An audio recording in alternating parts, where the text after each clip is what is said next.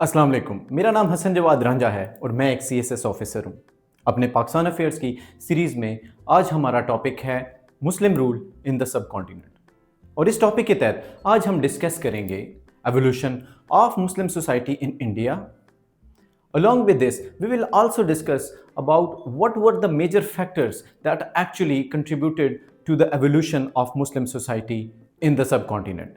And finally, we will discuss how the permanent settlement and evolution of this Muslim society actually impacted the lives of the general public as well as the Indian subcontinent as a whole. तो हम आज इसको start करते हैं। सबसे पहले Muslims जो आए वो ट्रेडर्स थे। वो मक्का और मदीना से निकले और इस्लाम के एडवेंट के बाद ये अरब ट्रेडर्स इंडिया में आए तो प्रीच भी करते रहे। And evidences are that they made colonies on the coastal areas of India. तो ये सबसे पहला कॉन्टैक्ट था जो कि अरब ट्रेडर्स के थ्रू इस्लाम का हिंदुस्तान से हुआ। उसके बाद हज़रत उमर फारूक रज़ी अल्लाह ताला अन्हु के दौरे खिलाफत में जब इस्लामिक लश्कर पर्शिया भेजा जाता है तो पर्शियन बॉर्डर के साथ साथ मकरान और बलूचिस्तान में भी इस्लामिक लश्कर आता है, लेकिन फतूहात के बाद वो वापस चला जाता है and they don't hold that area. तो ये दूसरा कॉन्टैक्ट था। लेकिन real contact was made by Mohammad bin Qasim जो ईरान के रास्ते दीवल आते हैं और मुल्तान तक काबिज हो जाते हैं। That was another impact and after that things started in a way that what we may call the evolution of Muslim society. तो मोहम्मद बिन कासिम के इस इन्वेजन के बाद ना सिर्फ यहाँ मौजूद ब्राह्मण्स को रिस्पेक्ट मिलती है, बल्कि वो ब्राह्मण्स जिनके ऊपर मोहम्मद बिन कासिम और उनके साथी हुक्मरान होते हैं जैसे कि खश्तरिया और शुद्राज, उनका स्टेटस भी रेज हो जाता है। और इस तरह अरब्स जो कि बहुत ही लिबरल माने जाते हैं और उनको काफ़ी रिस्पेक्ट देते हैं because of their civic sense and social sense, तो ये एक अच्छा कॉन्टैक्ट और अच्छा इम्पैक्ट रहता है of Muslims on the Indian सब कॉन्टिनेंट। अरब के जाने के बाद गजनवीज आते हैं जो कि 10th सेंचुरी के एंड पर अल्पतगीन, सपुक्तगीन और मोहम्मद बिन गजनी जो 17th इन्वेजन करते हैं इंडिया में, जो कि बहुत पॉपुलर हैं और ख़ास तौर पर सोमनाथ की वजह से जाने जाते हैं। This Ghaznavi family never established a permanent rule and there are evidences that Ghaznavis came here for plunder and booty, जिसको माले गनीमत भी कहते हैं, and they actually took that plunder for their expeditions in Central Asia. Famous historian Al-Biruni कहते हैं, अपनी book में लिखते हैं कि उनके इन रेड्स के बाद हिंदू पॉपुलेशन की हालत बहुत ख़राब हो गई और हिंदूज़ के जहन में इस्लाम का इमेज इन हमलों के बाद अच्छा ना रहा। हाउएवर इस सुल्तान महमूद गजनवी ने एक इम्पैक्ट ज़रूर डाला।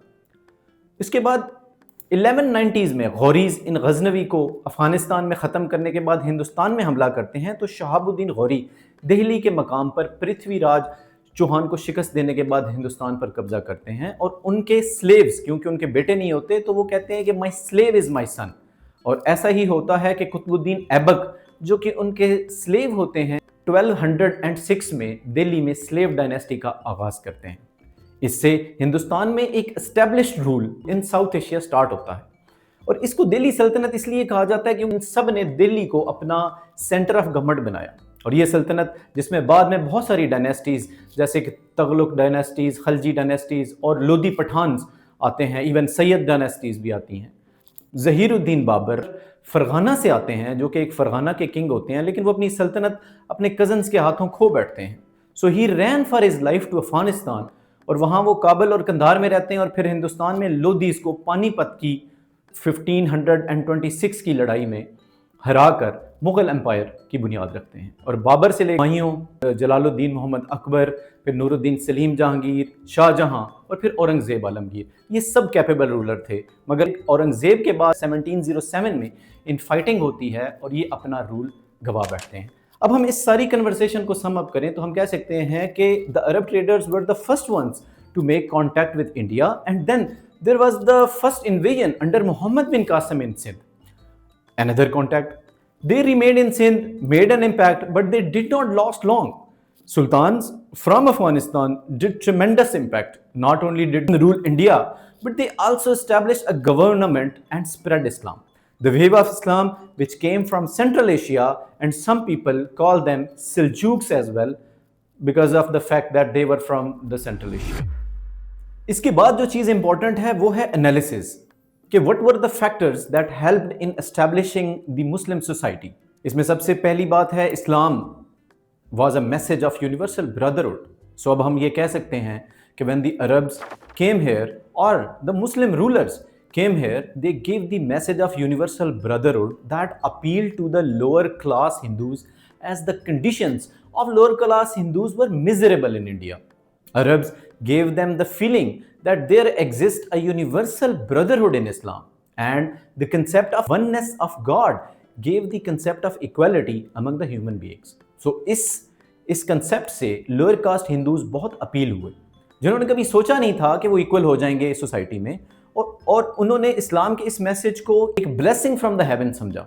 سو پہلے لوگ جو اسلام میں داخل ہوئے وہ یہی تھے، ان میں مچھیرے تھے کوسٹل ایریاز کے، یا پھر ورکنگ کلاس تھے، یا سویپرز تھے.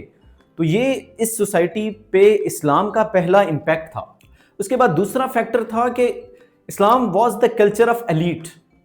یہ ایک امپورٹنٹ چیز ہے جو بھی سپر پاور ہو یا رولر ہو، اس کا کلچر ہمیشہ ہی اٹریکٹیو ہوتا ہے، اور یہی ہوا کیونکہ 1206 سے لے کر آلموسٹ 1857 تک، یا ایون اس سے پہلے بھی چلے جائیں تو 712 سے لے کر کہیں نہ کہیں کسی نہ کسی صورت میں اسلام انڈیا میں تھوڑے یا زیادہ ایریا پر ایک ڈومیننٹ فورس ضرور رہا.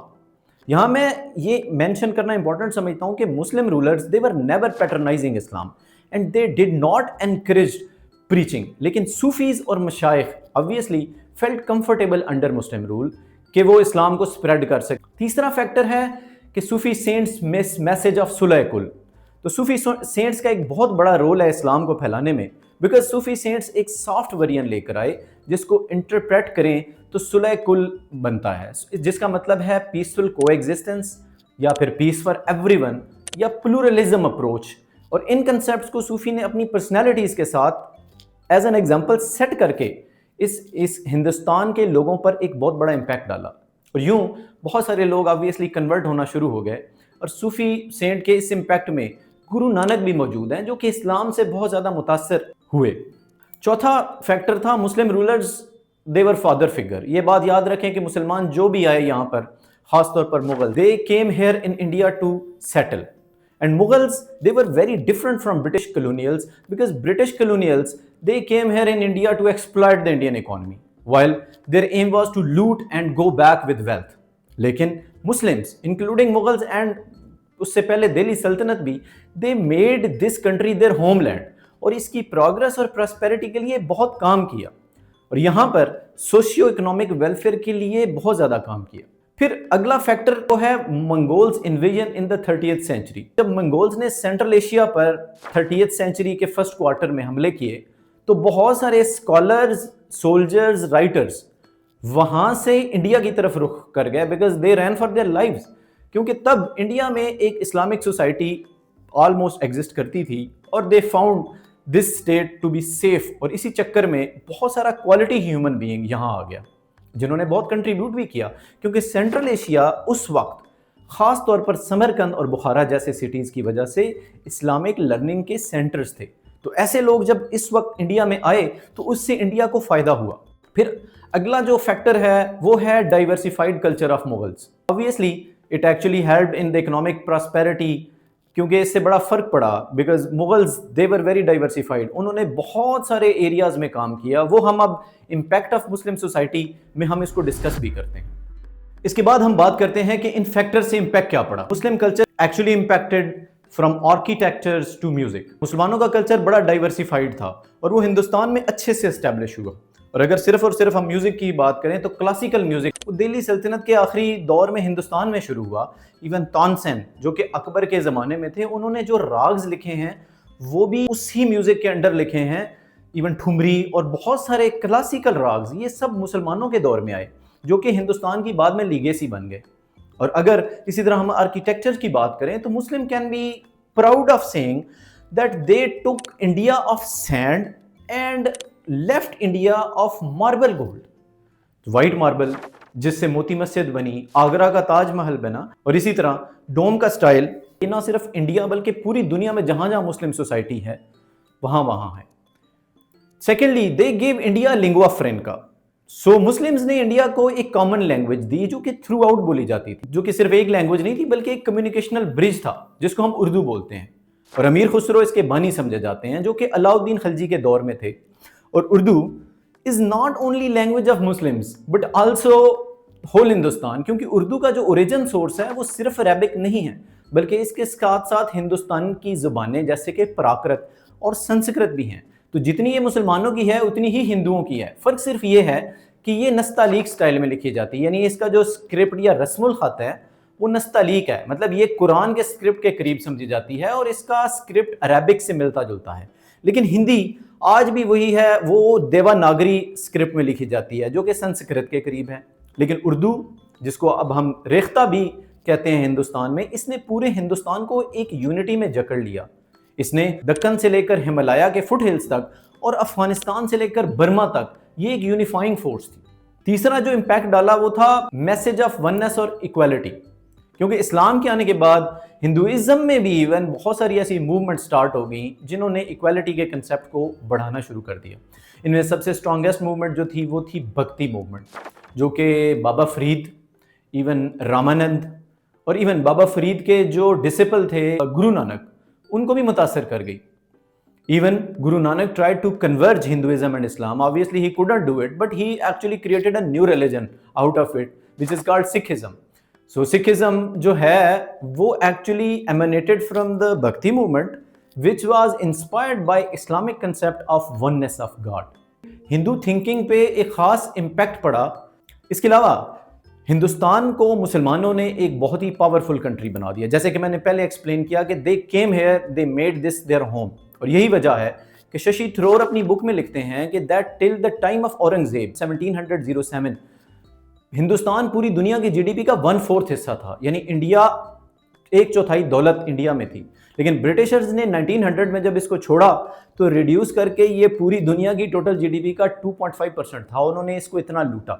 इसीलिए एक ब्रिटिश हिस्टोरियन ने लिखा था कि British rule was a sponge which they were filling on the shores of river Ganges and squeezing on the shore of river Thames. अगर मैं इसको रिवाइज करा दूं तो इसमें ज़्यादा चीज़ें याद रखने की ज़रूरत नहीं है। अगर रूलर्स, सबसे पहले तो आपने कॉन्टेक्स्ट याद रखने हैं। उसमें ब्रॉडली 3 कॉन्टेक्स्ट हैं जैसे कि मैंने एक्सप्लेन किए थे। तो यहाँ पे एक मुस्लिम सोसाइटी बनी और फिर उस मुस्लिम सोसाइटी बनने में क्या क्या फैक्टर्स इन्वॉल्व थे वो हमने डिस्कस किए, वो दोबारा इधर डिस्प्ले भी हो रहे हैं। और उसके बाद उन फैक्टर्स की वजह से इम्पैक्ट क्या पड़े वो भी डिस्प्ले हो रहे हैं।